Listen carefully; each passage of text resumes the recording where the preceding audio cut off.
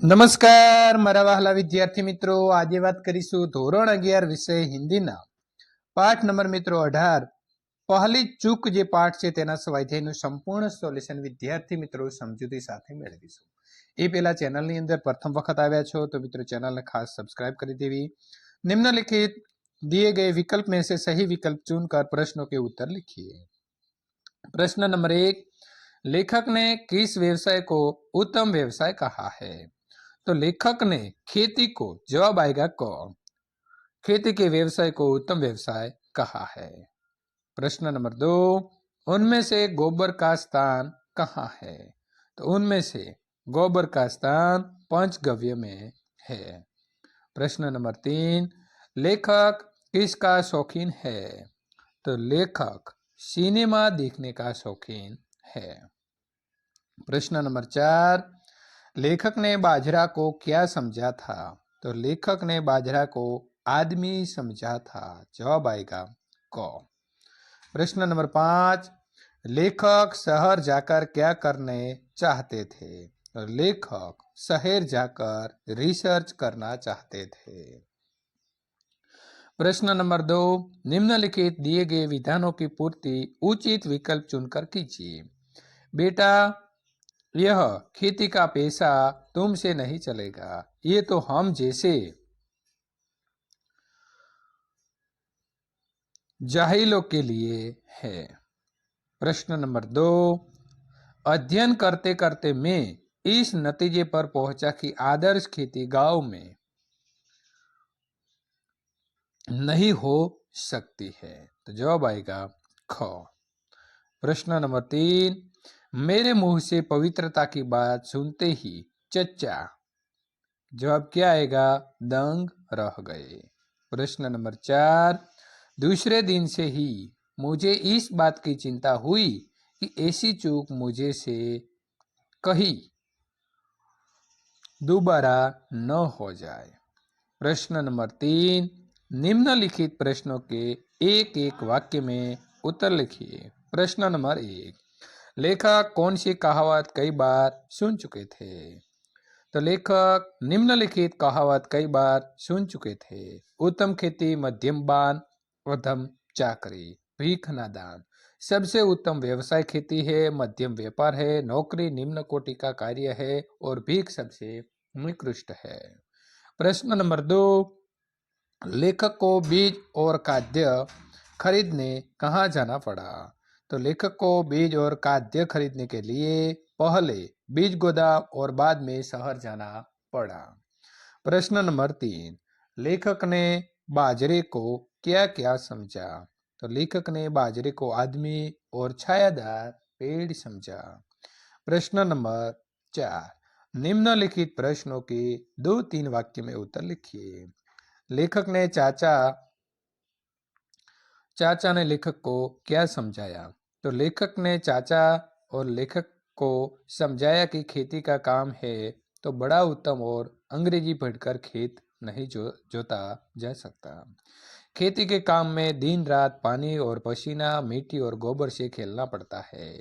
यह इन जैसे पढ़े लिखे लोगों का काम नहीं है। खेती में अरहर की दूढ़ियों पर घूमना फिरना होता है। प्रश्न नंबर 2, लेखक के चाचा का खेत कहाँ पर स्थित है?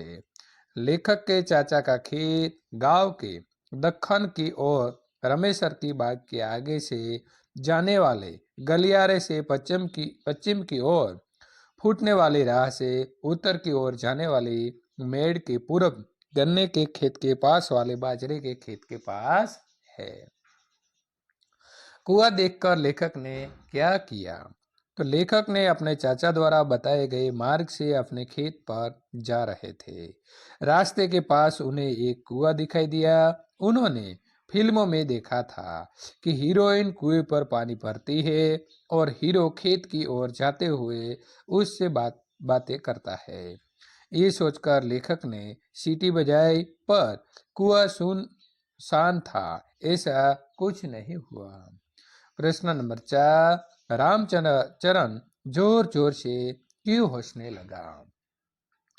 लेखक ने खेत की मेड़ पर खड़े रामचरण से पूछा कि क्या उसका नाम बाजरा है? तो रामचरण को घबराहट हुई और उसने कहा, मेरा नाम तो रामचरण है।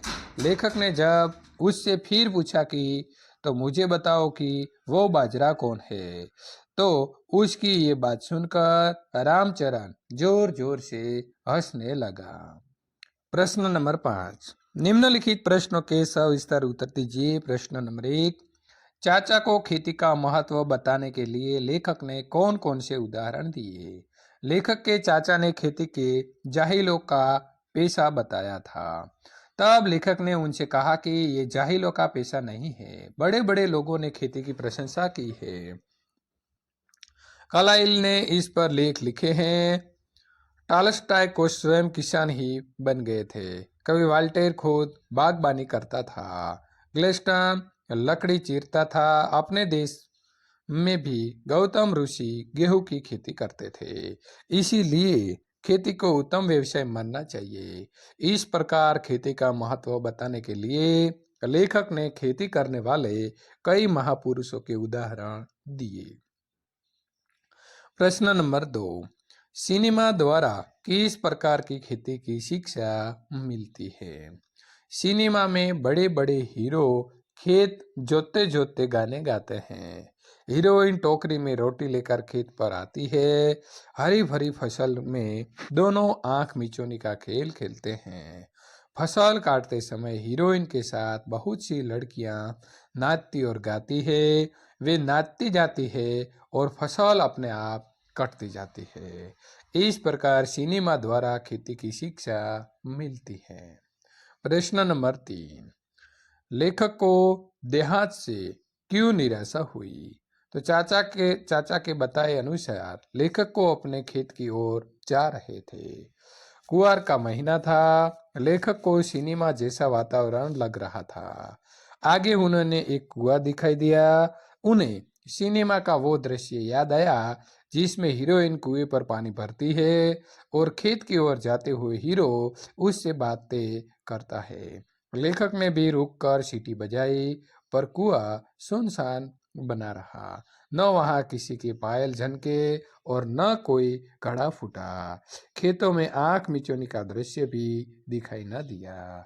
हीरो के कोरस के गीत भी सुनाई नहीं दिए। लेखक को ये निरसता पसंद न आई, इसीलिए उन्हें देहात से निराशा हुई।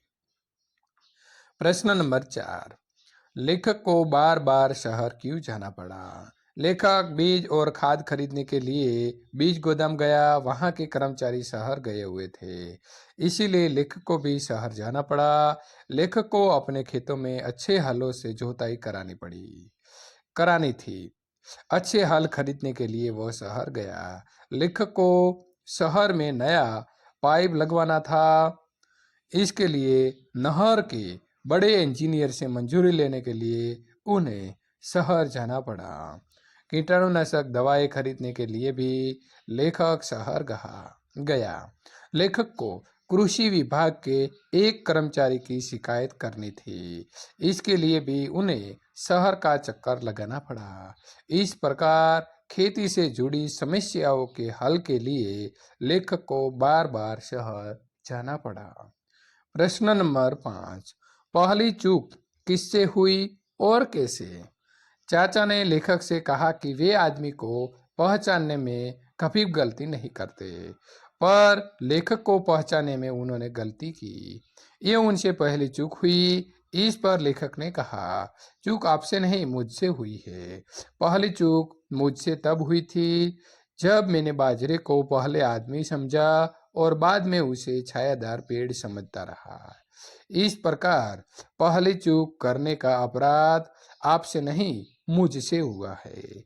इस प्रकार लेखक को पहचानने में चाचा ने पहली चूक की, तो लेखक से बाजरे को पहचानने में पहली चूक हुई। विलोम शब्द लिखिए। तो प्रशंसा तो निंदा, उन्नति तो अवनति, सुनसान तो आबाद, निराशा तो आशा।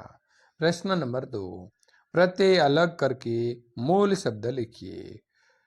प्रभावित तो ईत, लड़कियां तो या, मित्रता तो ता, वैज्ञानिक तो ईक પ્રશંસાપૂર્વક તો તાયાપૂર્વક. વિદ્યાર્થી મિત્રો, સંપૂર્ણ સોલ્યુશન પૂર્ણ થાય છે. આ પ્રકારનું સોલ્યુશન મેળવવા માટે અહીં આપેલી એન્ડ સ્ક્રીન ઉપર ક્લિક કરીને મેળવી શકો છો.